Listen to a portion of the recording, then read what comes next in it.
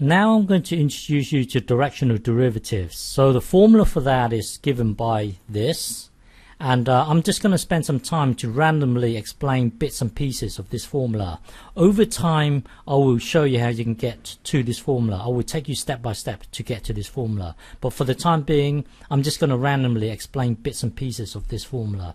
So let's say you've got a surface given by this, and the point here on our domain is 1, 2 across in the x direction, 1 across. So this P0 here is this location here. This is P0, and it's 2, 1. That's our P0. That's our random point. It could be anywhere.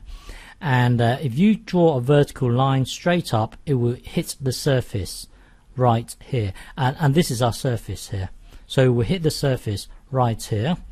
And if you take the partial derivative with respect to x, meaning you've got a sheet of paper, a vertical sheet of paper going along parallel to the x-axis.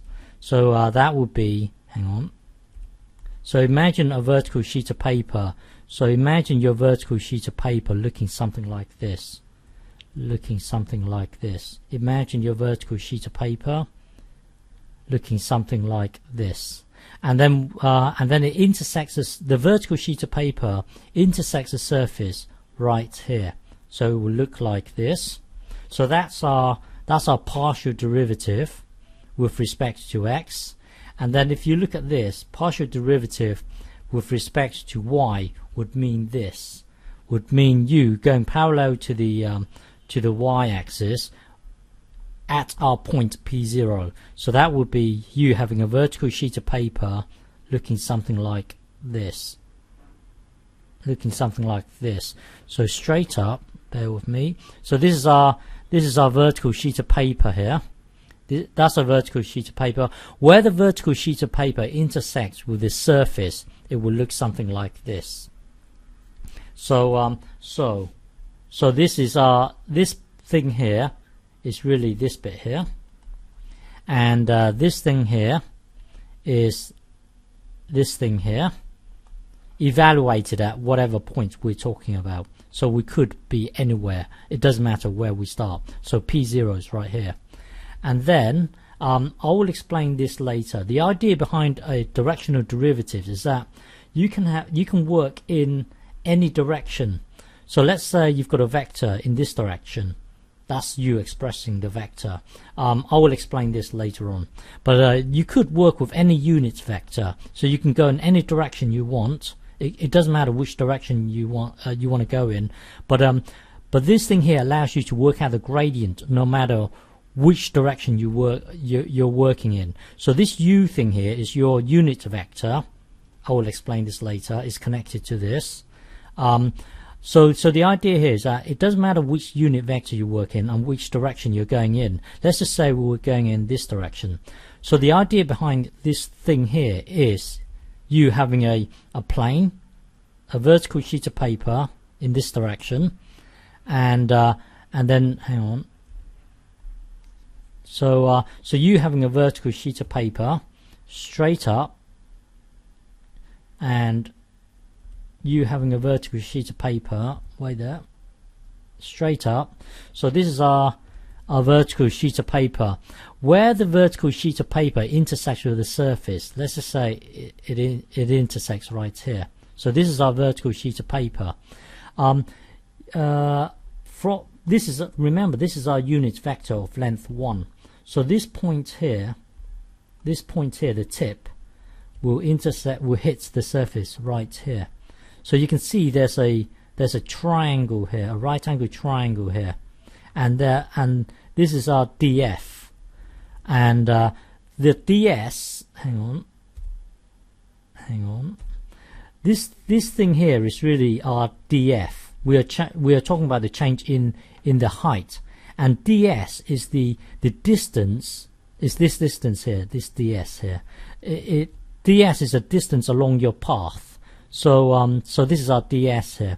Well, if you look at this vertical sheet of paper, this vertical sheet of paper is really a 2D sheet of paper. So you can translate it as a 2D back into a 2D graph. So this is our point here, P0. That's this point here. That's this point here, P0.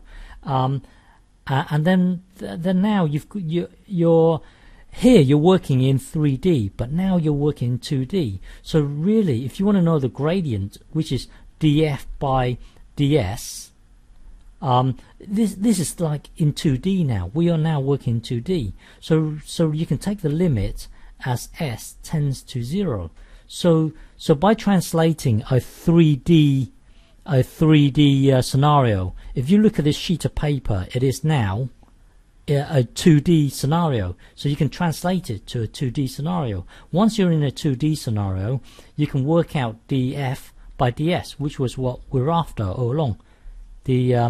With the direction of the units vector that you're working in, and it doesn't matter what point you start. It doesn't matter which point you start. It could be anywhere. The clever part about this whole thing is this. Hang on. You're working in 3D here, and then you can translate it into 2D. So the idea, the clever part is this bit here. You have an S, and then S dictates. S will give you X and Y, and then it dictates whichever path you're working in. You could go along in this direction if you want to, or in this direction.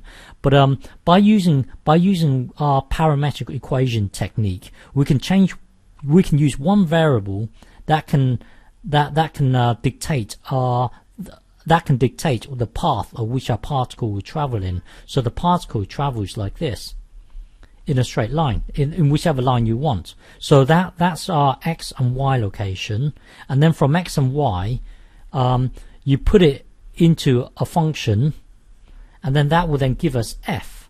So from a 3D scenario where X and Y are moving at the same time, you've got one variable S, which will then gives you the height. So really now you've turned a 3D scenario into a two-dimensional graph here. I will elaborate more on this in the next video, but in the next video I will explain this thing here. I will take you to here. So that's in the next video. Okay.